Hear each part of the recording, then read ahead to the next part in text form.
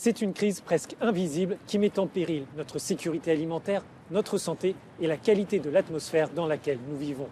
L'effondrement de la biodiversité menace de faire disparaître 1 million d'espèces vivantes.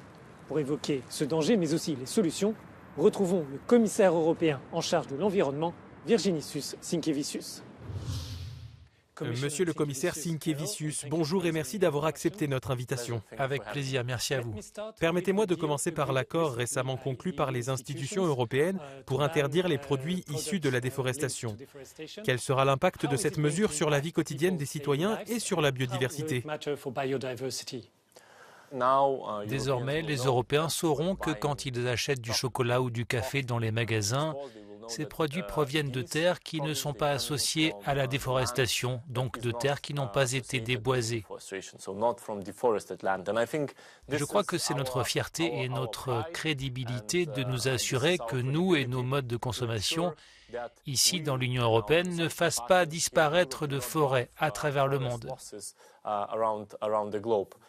Mais nous disposons également d'une législation crédible qui garantit que notre commerce, ou disons notre consommation, n'entraîne pas ces pratiques. La biodiversité devrait être au centre des préoccupations internationales à l'occasion de la COP15 des Nations Unies à Montréal, à laquelle vous assisterez. Mais ce sommet n'est pas autant sous le feu des projecteurs que la COP27 qui a eu lieu le mois dernier. Comment expliquez-vous ce manque d'intérêt ? Je ne pense pas qu'il s'agisse d'un manque d'intérêt, mais plutôt d'un manque de sensibilisation et de compréhension. Les politiques concernant le climat ont probablement 10 ans d'avance sur celles qui concernent la biodiversité. Le climat est un sujet plus simple à comprendre, voire sur lequel on peut plus facilement négocier. Tout d'abord, il y a cet objectif global de 1,5 degré que tout le monde peut comprendre et auquel nous pouvons tous nous référer. Deuxièmement, je crois que l'accord de Paris a permis d'accroître considérablement la sensibilisation au climat, car il s'agissait d'un accord historique.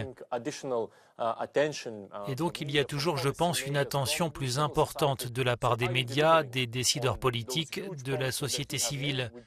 Est-ce que vous tenez ces immenses promesses que vous avez faites et qui nous ont donné de l'espoir? Donc selon moi, il faut tenir compte de tous ces éléments combinés. Concernant la biodiversité, nous n'en sommes pas encore là. Nous avons encore besoin d'un objectif global, quelque chose de similaire à 1,5 degré. Les sociétés n'ont pas encore compris ce qu'est la biodiversité. Vous savez, tout le monde a une opinion radicalement différente sur la question et je pense que trop souvent, les gens l'expliquent comme quelque chose qui est uniquement en lien avec l'environnement. Honnêtement, il s'agit avant tout des humains et de l'état de notre planète. Alors que nous faisons face à tant de crises actuellement, y a-t-il une forme de lassitude à l'égard du climat ? C'est possible. On peut s'en lasser. Et parfois, on peut avoir l'impression qu'il n'y a pas d'attention immédiate. Mais le sujet n'a pas disparu, il n'est pas allé ailleurs. Vous savez, le Covid-19 a eu un impact tragique sur nos sociétés avec le nombre de décès qu'il a provoqué. Mais nous avons eu la chance d'avoir un vaccin. Aujourd'hui, nous sommes dans une situation de guerre qui, bien sûr, attire notre attention immédiate. Et puis, il y a aussi une pression sur notre économie avec la hausse des factures d'énergie et l'inflation, etc. Mais un jour, il y aura un traité de paix, espérons-le le plus tôt possible. Pour la crise de la biodiversité, pour la crise climatique, il n'y aura pas de vaccin ou de traité de paix. Nous devons donc faire avancer ces politiques. Il est possible que parfois elles ne suscitent pas l'attention immédiate. Parfois, elles peuvent être très compliquées. Mais je pense que nous avons déjà prouvé de nombreuses fois que la décision prise en 2019 de mettre en œuvre le pacte vert européen était la bonne. Y compris aujourd'hui, dans le contexte de guerre et de crise énergétique, nous voyons que la solution, c'est le pacte vert et qu'il faut développer les énergies renouvelables et nous assurer que les projets soient réalisés aussi vite que possible. Quels sont les objectifs de l'Union européenne lors de cette COP15 ? Tout d'abord, nous avons bien sûr besoin de nous entendre au niveau mondial. Nous avons besoin d'un accord. Mais il doit être ambitieux. Il doit comporter un objectif de 30 par 30, qui je pense peut être équivalent à celui d'1,5 degré évoqué à Paris, et sur lequel nous nous sommes mis d'accord pour protéger 30% des terres et 30% des mers de la planète. Mais cela ne suffira pas. Car, deuxièmement, évidemment, nous devons garantir qu'au moins 20% des efforts de restauration de la nature seront déployés d'ici à 2030 et 2040.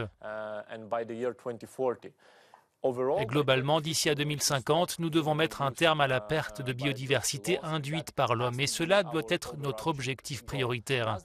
Dernier point, mais non des moindres, le financement. Le financement sera comme toujours une question délicate qui nécessitera beaucoup d'efforts de la part de toutes les parties. Mais je pense que le plus important est de veiller à ce que nous n'ayons pas de délai entre le financement et la mise en œuvre des objectifs fixés, car nous avons déjà 2 ans de retard. Nous parlons du cadre à l'horizon 2030 sur lequel nous aurions dû nous entendre en 2020. Concernant les financements, craignez-vous de voir le même clivage entre les pays du Nord et ceux du Sud que lors de la COP27 ? Inévitablement, ce clivage sera présent. Et comme toujours, les uns diront « Si vous voulez que nous fassions plus, vous devez mettre plus sur la table ». Les autres diront « Nous sommes dans une situation économique très différente de celle que nous avions il y a 2 ans. Donc, bien sûr, ce sera très difficile de mettre de l'argent supplémentaire sur la table. » Je suis fier que l'Union européenne, comme je l'ai dit, ait une position crédible. Nous nous sommes engagés à doubler nos dépenses pour la biodiversité et nous l'avons fait. Je suis également très reconnaissant envers la France et l'Allemagne qui ont fait de même. Nous avons bien sûr besoin que d'autres pays développés intensifient leurs efforts. Mais ce qui est très clair, et nous devons être réalistes, c'est qu'il n'y aura jamais assez d'argent collecté. Ce que nous devons faire, c'est l'utiliser efficacement. Quelle somme est nécessaire et d'où proviendra-t-elle ? Comme je l'ai dit, c'est évidemment très difficile de déterminer quelle somme est nécessaire. Il existe différentes estimations. Et comme je le dis toujours, il est probable que cela reste insuffisant. Certains pays appellent à mobiliser 100 milliards par an. Je pense qu'à l'heure actuelle, c'est totalement irréaliste. Parce que quand vous regardez la provenance des financements, que ce soit concernant les engagements pris au niveau des États, les fonds nationaux ou les fonds européens, ils sont principalement issus des enveloppes prévues pour le développement. Nous devons nous assurer que dans le mécanisme de financement actuel, nous exploitons également les possibilités offertes par d'autres sources, les mécènes, les banques d'investissement, notamment internationales. Je pense qu'ils ont tous un rôle crucial à jouer en apportant des fonds supplémentaires, tout comme le secteur privé. Il y a donc un potentiel de financement additionnel. Selon moi, le mécanisme de financement actuel peut être ouvert à cela et ce sera également l'un des sujets abordés lors des négociations. Monsieur le commissaire Sinkevicius, merci d'avoir répondu à nos questions. Merci beaucoup et merci de m'avoir reçu.